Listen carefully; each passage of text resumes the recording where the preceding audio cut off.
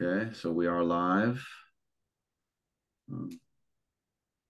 Okay, all right. I think we're looking pretty good. We got about 30 folks in here. Welcome, everybody. Appreciate you guys jumping in with us today and being part of our webinar. I know it's been a while since we had one. Lee reached out and felt before the competition and the coordinators meeting, maybe we all get together one more time and just run over a few things about next week's events and some of the changes. So we'll be getting update from Lee, apprenticeship competition department update.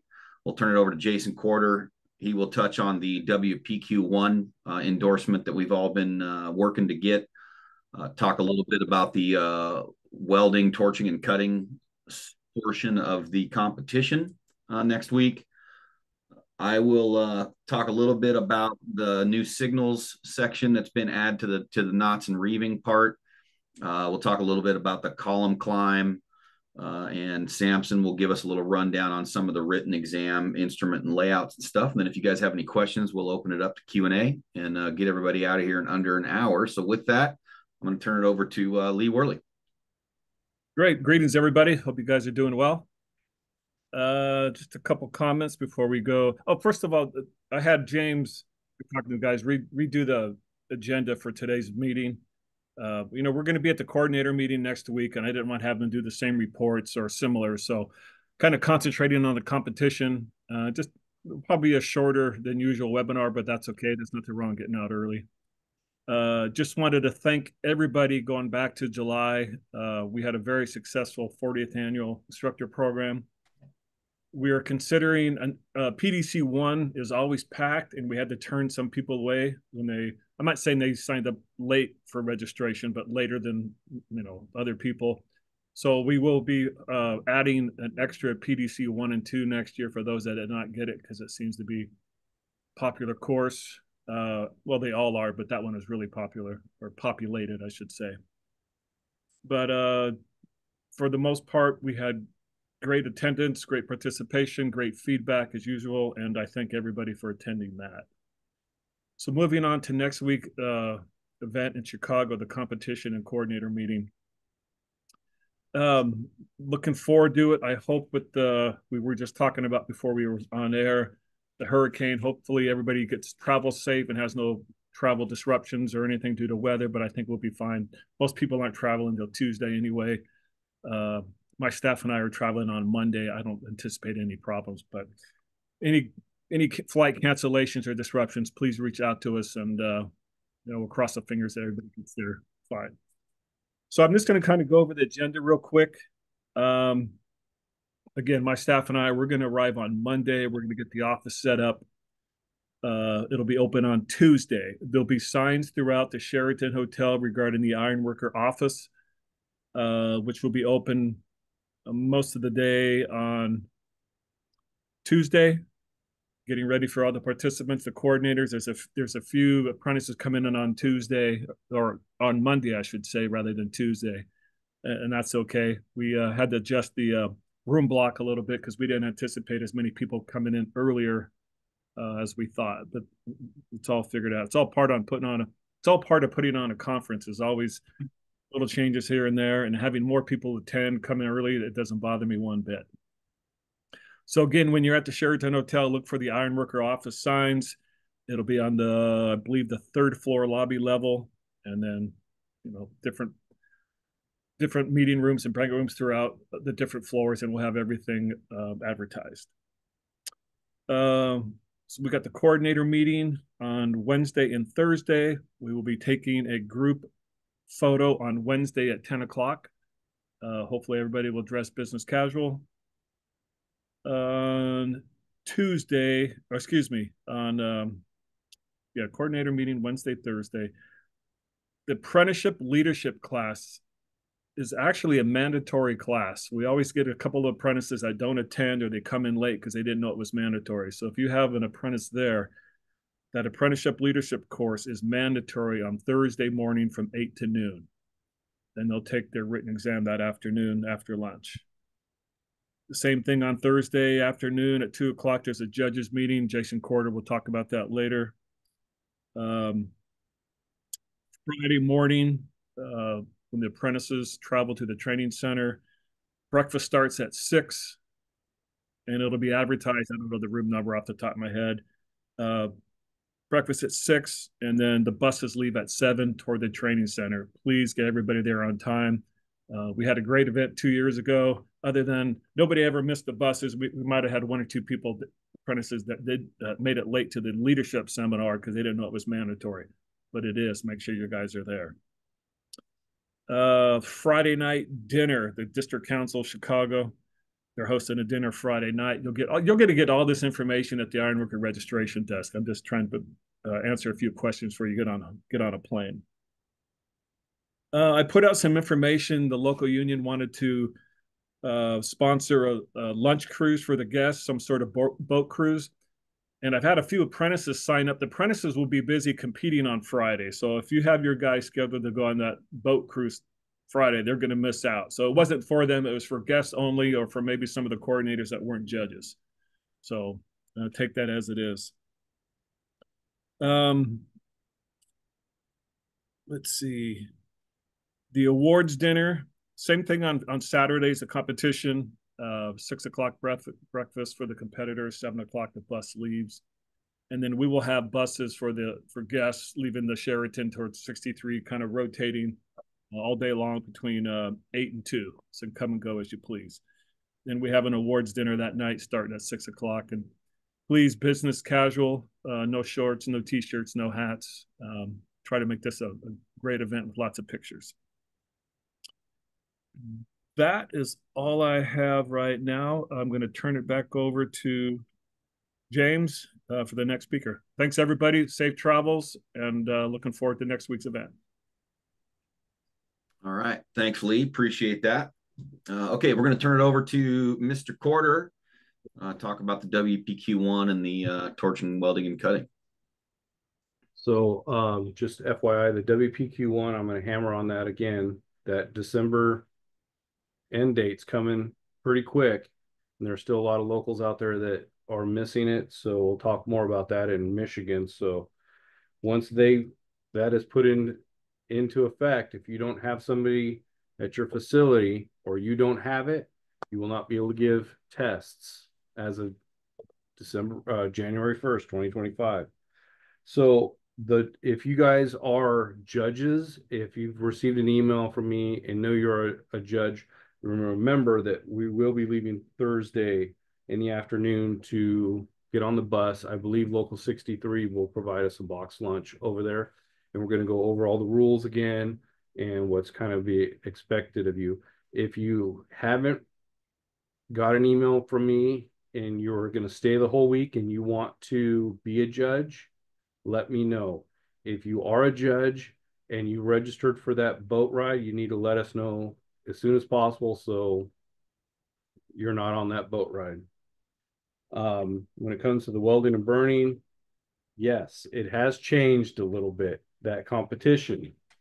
The drawings are blacked out. It's going to be the same thing as similar to what it was the last one, but the drawing has changed. I'm just going to say that out there. Another change that we did is we went with Victor torches this year. I think Victor torches are a little bit easier to get a hold of, and that's what most of our schools run with. I don't think it's really going to mean a big difference, but we did change that in there. Rather than that, the scoring is going to be the same in that aspect. You're going to have the same thing as you're going to have 180 minutes, or the competitor is going to have 180 minutes to do it. So they're going to start off with the first 60 minutes doing their layout. Even if they finish it in 30 minutes, they're still going to have to keep that hour time frame in there. And then they're going to go right to layout, from layout right to burning, which is another 60 minutes an hour. And then the last of welding, and that we have to keep that. So we're keeping the track in there so we can get everybody through that process and done on a timely manner. That's really with the work, burning and welding exam. I'm open up to a few questions if you have it. Anybody got any questions for Corder? Seeing in the rules, they were saying the hoods are going to be provided that did not have apprentices or competitors bring their own welding hood. They can bring their own. Okay. We do have extra welding hoods, jackets, gloves, and everything like that they have, but they are able to bring their own. So Jason, don't they have to attach to a hood or a welding or a hard hat or something though? Yes. Is that part of the requirement? Yeah. Yeah. It's a hard hat job. So I got told when I was an apprentice, when I took mine off, working on a roof, and the guy looked at me, my boss, and he says, "This is a hard hat job." I like that one. I like that. Anything else for Jason regarding WPQ1? I don't know. I'd have to look at the regional training center. I think we maybe have one more virtual class. So if you're not signed up, make sure you check I think, yeah, there you go. Mike just raised his finger. And if you're going to get into that course, I highly recommend that you guys schedule your exam for like the following week, within a couple of weeks of taking that class. Don't get too much time in between there. The pass rates are going to go down considerably. As we've talked about, it's not as hard as the CWI, but it is a tough exam, and you want to be prepared and have it fresh in your mind. So let your weld shop, folks know that, and help them prepare for it, get in the online classes. And then I think Sampson is going to be coming out with the regional training center calendar for next year within the next month or so. So that should be coming out. We'll have some more of those on there for you guys. Well, I do, James, just real quick. I did hear from a local that 2 individuals have taken it, and that there was pictures on the exam, and I never heard that. So I called some people that I know at AWS and just said, "Hey, I heard there's photographs in there. Is that part of it?" And they said, "Yeah, there is a couple photos involved in there." So I'm trying to, if anybody has went and taken the AWS seminar lately and they talk about that, let us know so we can try to see what some of those things are, so we can help our individuals out a little bit more. I have a specific question about the WPQ1 stuff. Those CWIs were my guys, and they're both very knowledgeable CWIs, and they ace the first 2 parts of the exam, but the third part is just crushing them, and especially those pictures, because they say they were really grainy pictures, and they were asked to identify, looking into a pipe, if that was a root weld or tacks, and that really tripped them up. Is there any way that we can help them prepare for that? How big's a tack and how big's a weld root pass? That's my only thought, is if you're looking inside of a pipe, if it's that long, or if it's all the way around, it's a root pass. If it's just a little tack, it's a tack. Yeah, I didn't, obviously I didn't see what they saw in the exam, but is this November online prep course going to be the final one that we're doing, or are there going to be others available? Because these guys, we're trying to get these guys through this. So whatever we've pledged, whatever we need to do to help them, we're going to do. After probably today, I will get with Lee and James and Brian and see if there's something else we can do, because we have an in-person one set up for Chicago not too much longer, and nobody showed up, or nobody registered for it, so we canceled it. No, I agree. I've been urging them to do the in-person stuff. I think the more times they're taking it, the more they're starting to see that they might need that. Is there any way we can focus on the part 3? Because like I said, they're acing the first 2 parts. It's just that average is killing them on that third part. Yeah, so that what we're doing there, Tannehill and I have been working on that quite a bit, because we see that post-test activities is kind of, and being in that 2.1 is where guys are really struggling, not only with kind of that identification and reading those symbols and those photos that they have in there, but also after you're done with the weld test, how do you populate the documents, and how do you go into that 2.1 and find the range qualified and stuff? Not something that we deal with. So we have adapted the training to try to better help prepare for that third section of the exam. And I think we get a little bit better each time, but again, it's just a matter of taking the class, studying the materials, keeping your head in it, going and taking that exam directly after you take that seminar, as best as possible to increase those chances of passing. So we're trying, Steve.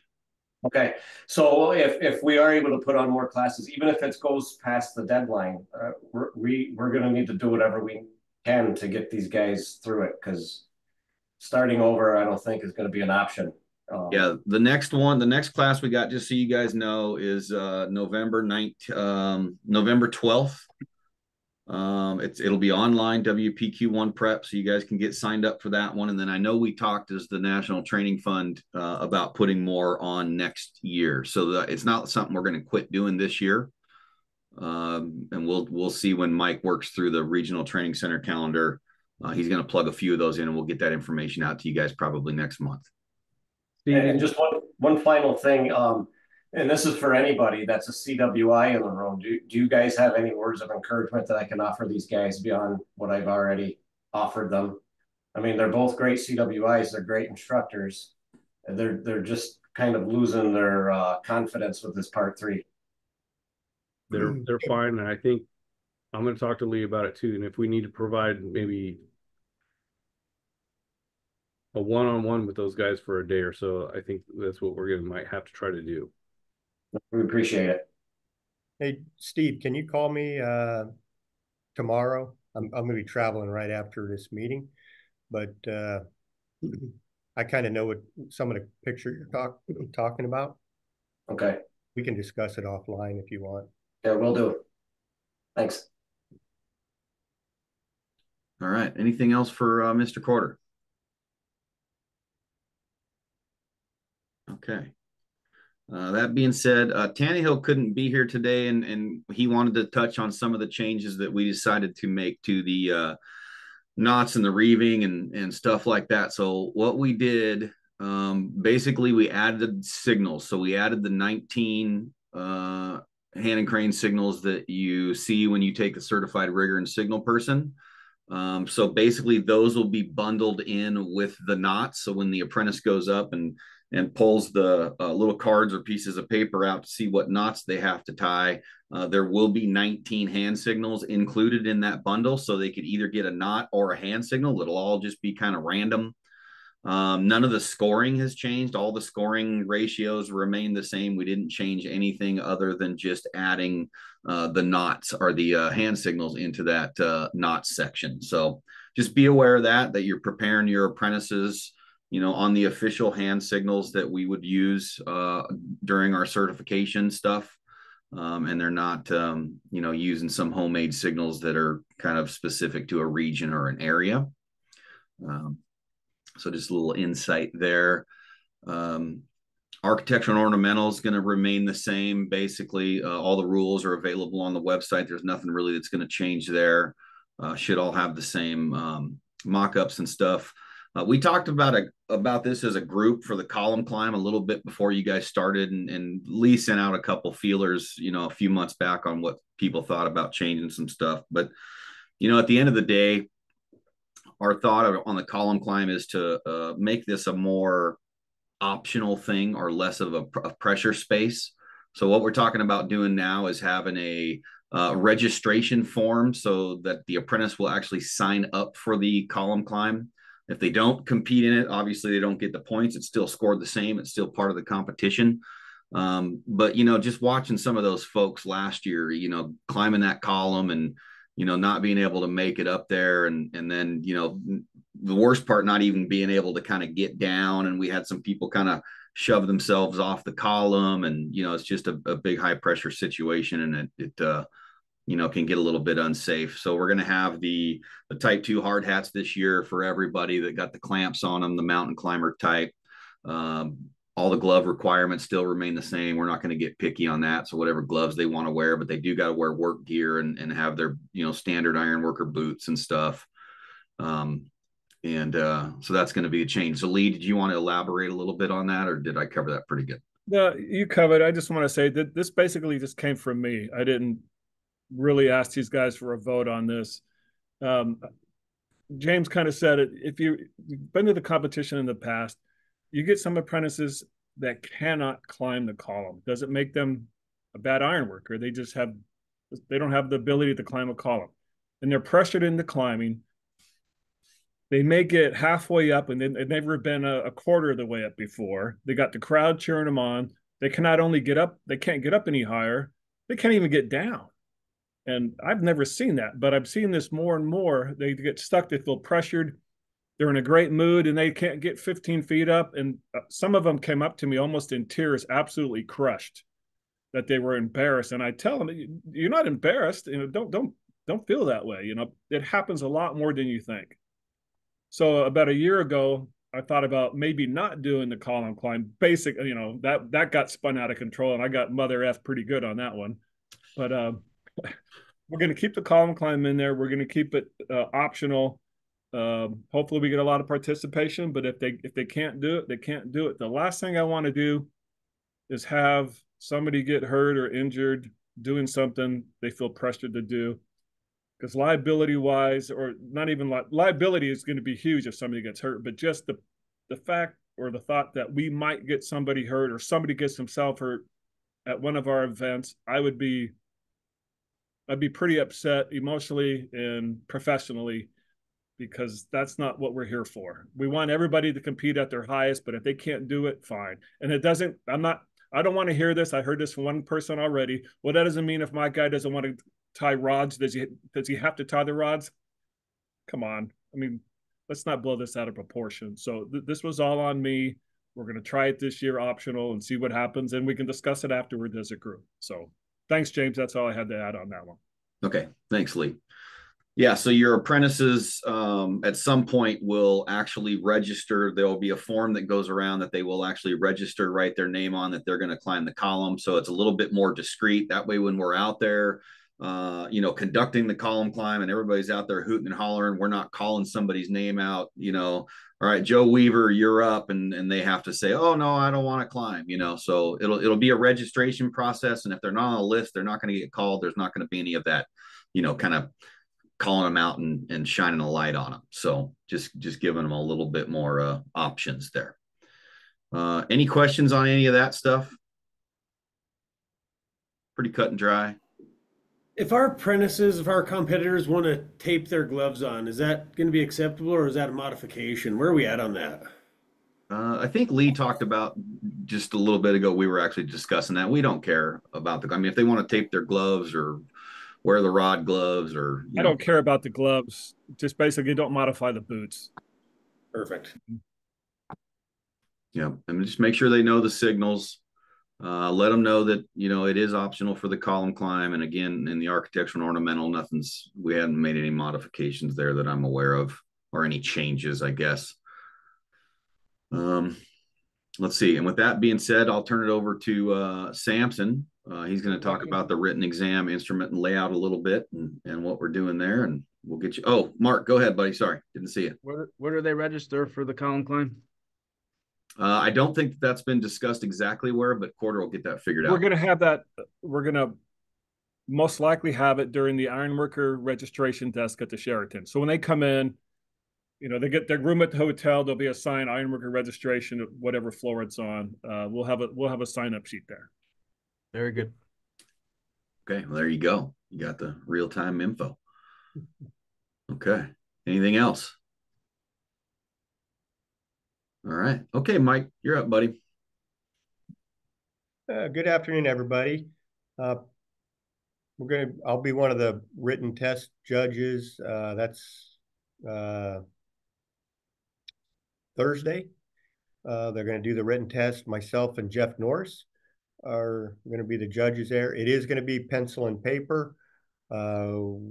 We were talking about using the tablets and all that, but again, with the internet connections and reliability, to be fair to everybody, so we didn't want any glitches, because we didn't feel that would be fair if somebody got knocked out and then they'd have to redo the test. So it is pencil and paper, just FYI. And we're going to use the Scantrons. So the written test, 100 questions, I believe, and then I can't remember the time, an hour and a half or whatever it is, but nothing's changed really on the written test, except I just want to verify with you guys that it is pencil and paper, so they don't have to worry about knowing how to use the tablet or knowing how to click through the questions or none of that. So it's easy peasy. Jason's got the blueprints there. There are some questions with blueprints. They're only going to have the blueprints needed for the test, I believe. So they're not going to have, 20 pages or 30 pages of prints. It's going to be a rather small packet for the prints. And then, again, that's Thursday. Then the transit. I don't know who the transit judges are, but I know nothing's really changed with the transit or layout instrument. So, they got to shoot elevations and height of instrument and all that kind of stuff. So the points have stayed the same. It's pretty much stayed the same for the layout instrument. And I know I'll be Friday, Saturday. My primary job will be gathering up scores. So I'll be working with Brian Caskey. We'll be working behind the scenes, tallying the score. So myself and Brian Caskey will be kind of the score talliers, just FYI. So we take this serious, me and Brian do, and we double check when we get the score tally sheets from the judges. We double check their math, triple check their math. We double check everything when we put it in the it's an Excel document. So everything's double checked, triple checked when it goes back to us in the kind of the scoring room, tallying room. And we do not know who any of your competitors are. Everything's a number to us. So when me and Brian Cass get the score sheets and that in the back, I don't have local numbers. I don't have numbers or anything like that. So if you see me wandering around, I ain't going to be able to tell you anything about how your guys doing. I get that every year when I come out there. They want to know how their guys doing. And everybody's a number to me, and I don't know anybody, any locals or any names. So just FYI, I don't even have access to that stuff. Everything's by the number. So don't ask me how your competitor's doing, because I don't have an answer. So any questions for me? Any questions? On the written test, calculators are provided. They're not bringing their own, correct? Correct. Everything for the written test will be provided. They won't have to bring anything with them. In fact, we ask them not to, they can have their cell phones with them, but we always have them turn them off and stick them in their pocket so they're not using the calculator on their phone.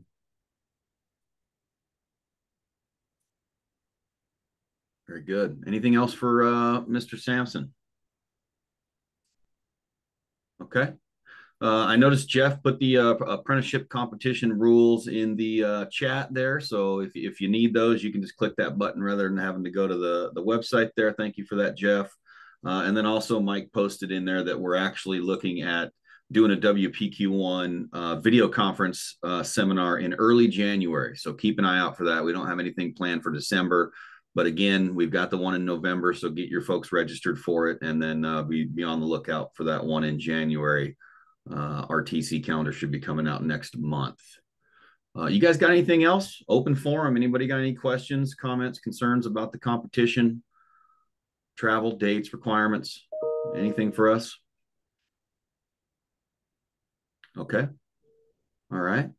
With that, I guess I'll turn it back to Lee if you've got any closing statements, and we'll get everybody out here nice and early, half hour. That's what's up. Hey, James. Yeah. James. Yeah. On the window, there's some about the baffle or some other on the way the window is put together, turned. What exactly? What is it going to be? The white tape on the back of the setting block? Is it going to be a white tape on the back of the setting blocks, or how is that? Because some of them don't have that tape in there. So yeah, I don't remember the tape being in there. Do you remember anything on that quarter specifically? I know we talked with I Russ don't remember. I don't remember if they're in there. So the drawings, the drawings and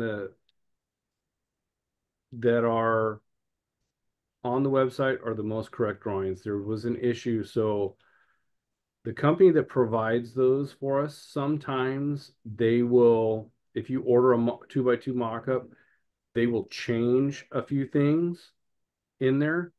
Like they just revise the drawings and the item, and then they don't tell us, and then they start shipping them all out. So I had to actually call TSI in the company and talk to them about it, their head guy. And I talked over with Russ and Jason and all those guys. We ordered 4 new mock-ups. I made sure that those drawings are going to match what's in the box. and your competitor is going to be able to sit in the room with the guys that are judging the architectural and kind of go over everything real quick with what they're going to expect before they're actually having to do the thing. They'll go over that. So make sure your competitor asks any And kind just of so you guys know that Russ Kashwin, you know, if you guys don't know him, one of the most top-notch, not only iron worker, but just people I've ever met. He's going to be a judge. Glad to have him back, and he's going to be the lead judge there. So he'll be putting this together before anybody gets there, and he'll work with the apprentice to make sure everybody knows everybody's on the right page. So Okay. I just want to make sure, because I knew there was something about those brought up, and I just want to make sure. Thank you.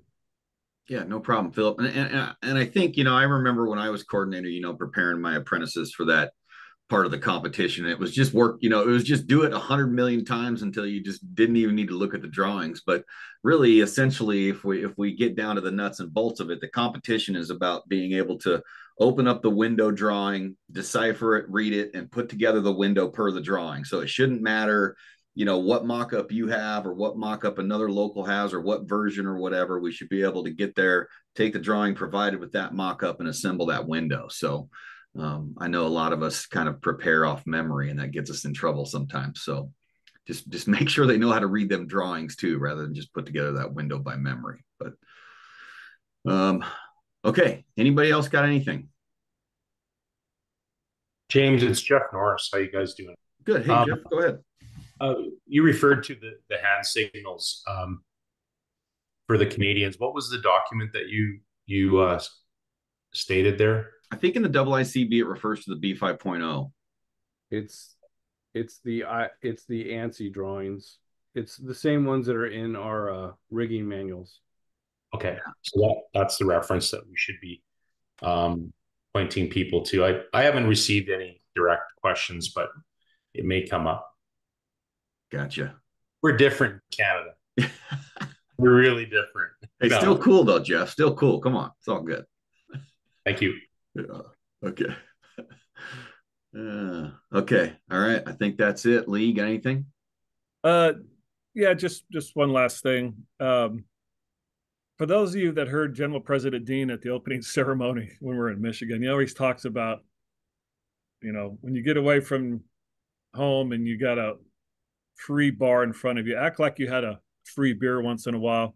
The only reason I bring this up is we haven't had any trouble the last two events, but we used to have some apprentices that would overindulge the night before the competition, show up late, not show up at all. And it was kind of embarrassing on everybody's end. So just let your apprentices know that, hey, you know, if they want to party, I'll party with them Saturday night when everything's over with.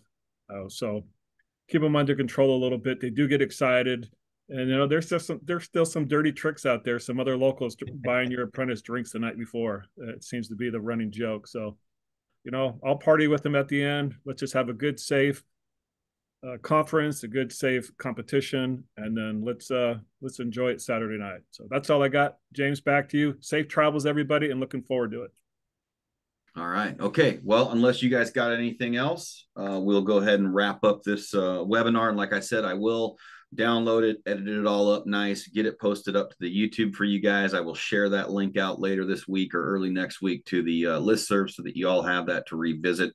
I do chapter that too, so you can go just to the specific section that you want to revisit or talk about. And with that being said, have a good day. Okay. I'm going to stop recording.